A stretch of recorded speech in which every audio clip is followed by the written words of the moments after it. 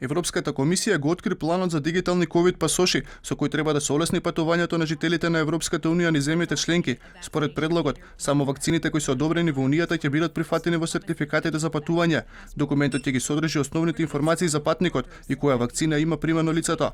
Кај лицата кои не се вакцинирани, сертификатот ќе содржи информации за типот на тестот за ковид, на кој ден и во колку часот е направен, но и каков е резултатот од тестот. Функцијата на овој сертификат е да покаже дали лицето е вакцинирано, дали има негативен тест или оздравело од COVID-19 и има антитела. Податоците од сертификатот ќе ги признаваат сите држави членки.